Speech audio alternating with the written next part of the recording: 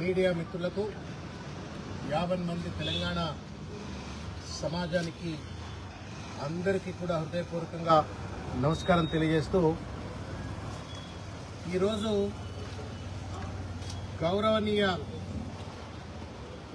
ముఖ్యమంత్రి పదవిలో కూర్చున్నటువంటి ఒక పెద్ద మనిషి కొరచ మనస్తత్వంతో వ్యవహరిస్తూ ఇవాళ అడ్డు అదుపు లేని ఒక భాషను వినియోగిస్తూ ఇవాళ గౌరవ మాజీ తెలంగాణ తొలి ముఖ్యమంత్రి కేసీఆర్ గారి పైన ఇష్టం వచ్చినట్టు మాట్లాడుతూ ఇవాళ గత సంవత్సరన్నర కాలంగా ఏ రకంగా వ్యవహరించిందో చూస్తూ వచ్చాం.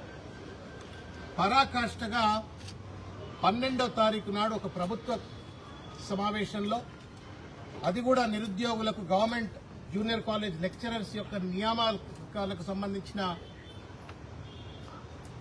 అపాయింట్మెంట్ లెటర్స్ ఇవ్వడం కోసం అని చెప్పని రవీంద్ర భారతిలో ఒక అఫీషియల్ మీటింగ్ కండక్ట్ చేస్తే, ఆ మీటింగ్లో తగుదనమ్మా అని చెప్పని కేసీఆర్ గారిని అత్యంత హేయమైనటువంటి ఒక రీతిలో, సభ్య సమాజం గర్హించేటువంటి ఒక రీతిలో వారిని తూలనాటం జరిగింది.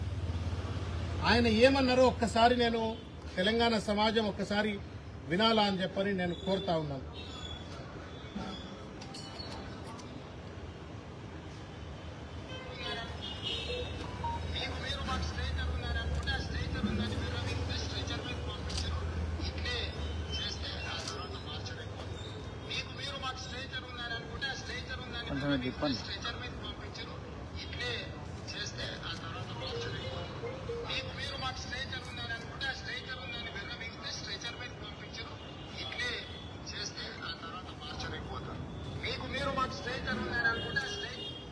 ఇది రేవంత్ రెడ్డి గారు మాట్లాడే ఒక మాట. నేను చేతులెత్తి నమస్కారం చేస్తూ ఈ తెలంగాణ గడ్డపై ఉన్నటువంటి ఒక మేధావులను కావచ్చు, విద్యార్థులను కావచ్చు, కార్మికులను, కర్షకులను 50 మంది బుద్ధిజీవులందరినీ కూడా నేను చేతులెత్తి నమస్కారం చేసి ఒక్కసారి ఈ వీడియోలో రేవంత్ రెడ్డి గారు మాట్లాడినటువంటి ఒక మాటల యొక్క అర్థం, ఈ మాటల వెనుక ఉండే కుట్ర ఏందో ఒక్కసారి అర్థం చేసుకోవాలని చెప్పి నేను కోరుతా ఉన్నాను. అలవోకగా మాట్లాడిన మాటలు కావు. దీనికంటే ముందు, ఇది రికార్డులో లేదు, దీనికంటే ముందు మీరు యూట్యూబ్ లో కొడితే కనబడుతుంది.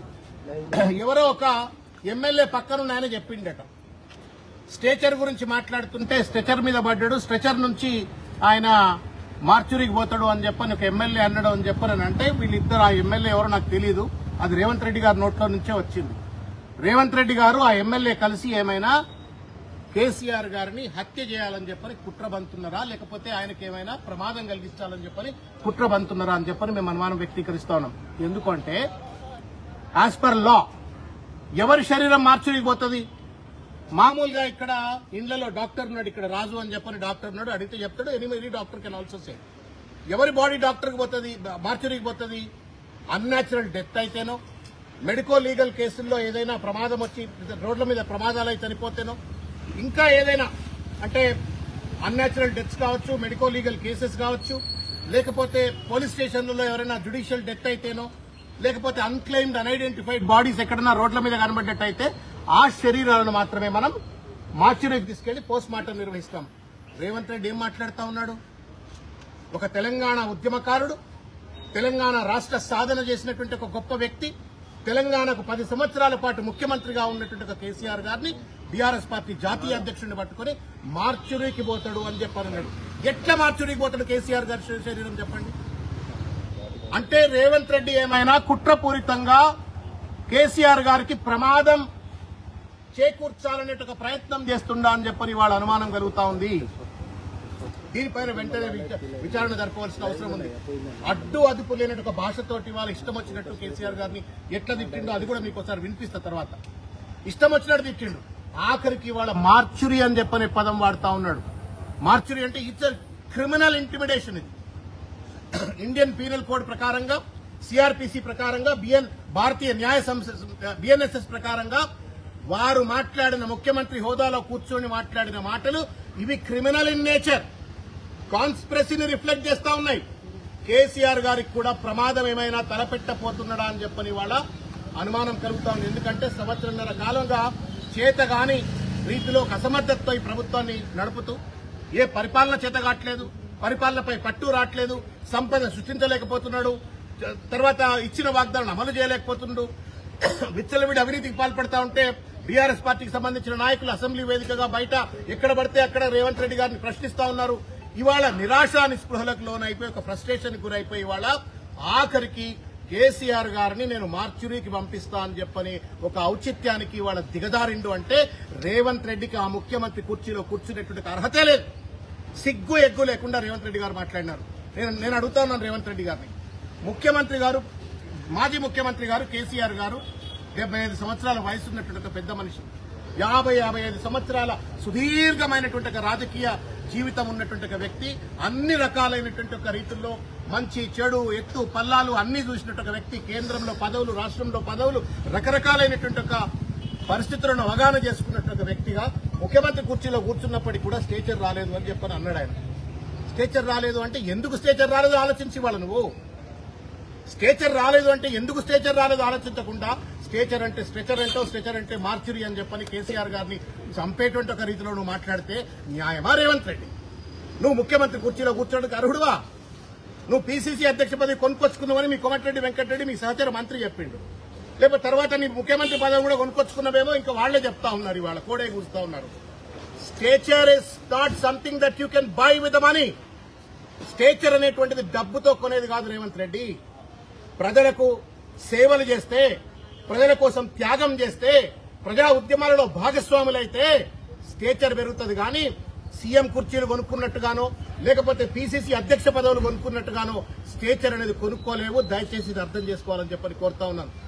ఇవాళ నీకు స్టేచరే ఉంటే నేను అడుగుతా ఉన్నాను రేవంత్ రెడ్డి, నీకు నిజంగానే స్టేచర్ ఉన్నట్టయితే నువ్వు ఇవాళ మంత్రివర్గ విస్తరణ ఎందుకు చేయలేకపోతా ఉన్నావు? చిన్న నిర్ణయాలకు కూడా నువ్వు ఢిల్లీకి గులాం లెక్క ఎందుకు పనిచేస్తా ఉన్నావు? నీకు స్టేచర్ లేదు కాబట్టే, నీకు నిర్ణయం తీసుకునేటువంటి ఒక సహేతుకత లేదు కాబట్టే, విఘ్నత బుద్ధి జ్ఞానం లేదు కాబట్టే ఢిల్లీ వాళ్ళు చెవులు బట్టి నిన్ను ఢిల్లీకి పిలుస్తా ఉన్నారు. ఇప్పటికి 50-20 సార్లు తిరిగినావు. That itself is an indication that you have no stature, you have no wisdom, you have no vision to run the state. కుర్చీలు చాలా మంది ఢిల్లీ వాళ్ళు తోలుబొమ్మ లెక్క సీల్ కవర్ ఇస్తే ఎవరైనా ముఖ్యమంత్రి కావచ్చు, కానీ కుర్చీలో కూర్చున్న తర్వాతనైనా నీ బుద్ధి మార్చుకోవైతివి. ఇవాళ ఆఖరికి ఒక హంతక భాష మాట్లాడుతా ఉన్నావు రేవంత్ రెడ్డి గారు. మీరు ముఖ్యమంత్రి వాళ్ళను నువ్వు అంటా ఉన్నావు, నీ స్పీచ్ లోనే నువ్వు అన్నావు మనిషికి స్టేచర్ ఉండదట. మనుషులకు కూడా స్టేచర్ ఉంటుంది. విఘ్నతతో వ్యవహరిస్తే వ్యక్తులు కూడా ఏ పదవుల్లో లేనటువంటి వాళ్ళకు కూడా స్టేచర్ ఉంటుంది. ఈ కార్యక్రమాన్ని చూసేటువంటి ఒక లక్షలాది మంది స్టేచర్ లేదా? నేను మాట్లాడుతున్న ఈ మాట వినేటువంటి ఒక లక్షలాది మంది తెలంగాణలో ఉన్న కోట్లాది మంది ప్రజలకు స్టేచర్ లేదా? ఉంటది. వాళ్ళ స్థాయిలో వాళ్ళకి స్టేచర్ ఉంటుంది. కానీ నువ్వు ముఖ్యమంత్రి కుర్చీలో కూర్చున్నావు కాబట్టి నీకు ఇంకా పెద్ద స్టేచర్ ఉండాలి. ఏమంటా ఉన్నాడు? నాకు వ్యక్తులకు స్టేచర్ ఉండదు, కుర్చీకి స్టేచర్ ఉంటుంది కాబట్టి కుర్చీని గౌరవించాలంటాడు. గౌరవిస్తాం, కానీ కుర్చీ మీద కూర్చొని నువ్వు కోతి లెక్క వ్యవహరిస్తే నేను ఎట్లా? కనకపు సింహాసనం పైన శునకం కూర్చొని వ్యవహరించినట్టుగా ఇష్టం వచ్చినట్టుగా నువ్వు మాజీ ముఖ్యమంత్రిని పట్టుకుని వారి కుటుంబ సభ్యులను పట్టుకుని చిల్లర మల్లరగా మాట్లాడి విచ్చలవిడి దోపిడీకి పాల్పడుతూ రాష్ట్రాన్ని అధోగతి పాలు చేస్తూ ఇచ్చిన వాగ్దానం అమలు చేయకుండా చిల్లర మల్లరగా వ్యవహరిస్తున్నటువంటి నీకు స్టేచర్ ఎట్లొస్తుందో చెప్పండి దయచేసి. మీరు లెట్స్ హావ్ ఎ డిబేట్. ఒకసారి పబ్లిక్ అమరవీరుల స్థూపం దగ్గర కూర్చొని చర్చ చేద్దాం. ఎందుకు రేవంత్ రెడ్డి స్టేచర్ దిగజారుతుంది? నాకు బాధ అంత ఏంది అని అంటే కేసీఆర్ గారు ఏదో అక్కస్తో మాట్లాడలేము. రేవంత్ రెడ్డి నీకు ఆశీర్వాదాలు ఇచ్చినాడు, టీవీ సాక్షిగా చెప్పినాడు. టీవీ 9 లో ఇంటర్వ్యూ జరుగుతా ఉంటే దాని సాక్షిగా చెప్పినాడు ముఖ్యమంత్రి సక్సెస్ కావాలా, నా బెస్ట్ విషెస్ అని చెప్పినాడు. నువ్వేం చెప్తా ఉన్నావు? ఆయన ఒక లీడర్ భాష మాట్లాడితే నువ్వు ఒక లోఫర్ భాష మాట్లాడుతా ఉన్నావు. ఇవాళ హంతక భాష మాట్లాడుతున్నావు. న్యాయమా? ఆయన ఉద్దేశం ఒకటే, నువ్వు స్టేచర్ పెంచుకుంటే నీకు స్టేచర్ పెరిగితే తగ్గితే మాకు వచ్చే లాభం లేదు, నష్టం లేదు వ్యక్తిగతంగా. కానీ ఆ కుర్చీ స్టేచర్ తక్కువది. ఇవాళ పెట్టుబడిదారులంతా, రియల్ ఎస్టేట్ వ్యాపారులంతా ఇవాళ మహారాష్ట్రకు పోతా ఉన్నారు, కర్ణాటకకు పోతా ఉన్నారు, పక్కన ఆంధ్రప్రదేశ్ పోతా ఉన్నారు. కృష్ణ నా దగ్గర డబ్బులు లేవు మరి డబ్బులు లేవు అని చెప్పని మాట్లాడేటోడివి, ఆ డబ్బులు సృష్టించే ఒక తెలివి లేనివాడివి నీకు స్టేచర్ ఉందని చెప్పని ఎట్లా అనుకోవాలా స్టేచర్ ఉందని? కాబట్టి మేము ఇలా పెద్ద ఎత్తున very very objectionable comments made by Revanth Reddy. గతంలో చాలా మాట్లాడింది, అది కూడా వినిపిస్తే ఒకసారి చూడాలని చెప్పని నేను కోరుతా ఉన్నాను. తండ్రి లాంటి వయసు ఉన్నాడు రేవంత్ రెడ్డి, కేసీఆర్ గారు. అంత పెద్ద మనిషిని పట్టుకుని ఏది పడుతుంది మాట్లాడతావు. ఆఖరికి చెడ్డీలు, లాగులు, మొడ్డీలు, పిర్రలు ఇట్లా మాట్లాడతారండి. ఈ భాష అండి ముఖ్యమంత్రి మాట్లాడే భాష. ఇట్లా మాట్లాడతాడా మన స్టేచర్ ఉండాలంటాడు. ఎట్లిస్తారండి చెప్పుడు జరా? ఏది పడుతుంది మాట్లాడటం స్టేచర్ ఉన్నట్ట? తాటిపత్తల్లో కూర్చొని కళ్ళు తాగి మాట్లాడుతూ ఉన్నాడు రేవంత్ రెడ్డి. సెక్రటరియట్ లో కూర్చుంటున్నాడు. లేకపోతే సారా కొట్టాల్లో కూర్చొని అడ్డంగిడ్డగా సారా తాగి మాట్లాడుతాడు. మళ్ళీ నాకు స్టేచర్ లేదని చెప్పని ఎవరినంటే నన్ను స్టేచర్ లేదంటావా, నిన్ను మార్చురికి పంపిస్తానని చెప్పని బెదిరిస్తా ఉన్నాడు. ఈ deserves to be punished. Criminal intimidation ఇది. ఇన్సైటింగ్ ద వైలెన్స్, రెచ్చగొడతా ఉండి వాళ్ళ కేసీఆర్ గారి పైన. కాబట్టి మేము ఇవాళ పోలీస్ స్టేషన్ లో ఈరోజు ఈ కేసును ఫిల్మ్నగర్ పోలీస్ స్టేషన్ లో కేసును దర్జు చేయడం అయింది. మేము రిక్వెస్ట్ చేస్తా ఉన్నాం పోలీసు వాళ్ళు, రేవంత్ రెడ్డి పిసిసి అధ్యక్షుడిగా మాట్లాడితే మాకేం బాధ లేకుండే ఇంతకుముందు, లేకపోతే ఇంకేదో ఎమ్మెల్యేగా మాట్లాడితే బాధ లేకుండే. But today he sitting on a constitutional post. రాజ్యాంగబద్దమైన కుర్చీలో కూర్చొని రాజ్యాంగాన్ని రక్షించవలసిన వాడు ఒక హోంమంత్రి పదవిని కూడా ఆయన దగ్గర పెట్టుకుని ఇవాళ మార్చురి అనేటువంటి ఒక మాటలు మాట్లాడి కొడతా తంతా సంపుతా అనేటువంటి ఒక మాటలు మాట్లాడుతూ ఉంటే ఆయన పైన చర్యలు తీసుకోకపోతే police custodians of the constitution, దయచేసి మీరు వెంటనే వారిపైన చర్యలు తీసుకోవాలా. You should call him in an enquiry. What is the motive behind those statements? Mortuary అనే మాటకు వెనక ఉన్న అర్థమైంది. అదేమైనా రిటారికా లేదు కాన్స్పిరసీ? దయచేసి తెలంగాణ సమాజానికి సమాధానం చెప్పాలా. పోలీసు వాళ్ళు ఎంక్వైరీ చేసి అతనిపైన చర్యలు తీసుకోవాలని చెప్పని ఈరోజు ఈ కంప్లైంట్ మేము ఇవాళ ఫిల్మ్నగర్ పోలీస్ స్టేషన్ లో మా సోదరులు ఫిల్మ్నగర్ కార్పొరేటర్ వెంకటేష్ గారు, తర్వాత మా కురువ విజయ్ కుమార్ గారు, స్వామి యాదవ్ గారు, తర్వాత రాజు గారు, ఇంకా చాలా మంది నాయకులంతా కూడా వచ్చి ఈరోజు దీన్ని ఇచ్చినారు. నేను ఒక్క విషయం తెలంగాణ సమాజానికి చివరిగా ఇది ఒక్కసారి నేను చెప్పదలుచుకున్నా. నిన్న మార్చురి అంటాడు.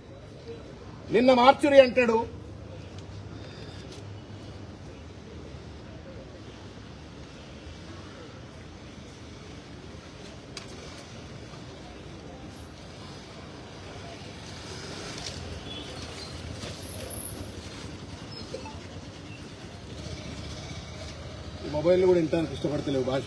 రేవంత్ రెడ్డి బూతుల క్యాలెండర్ అని చెప్పి సోషల్ మీడియాలో తిరుగుతూ ఉన్నది.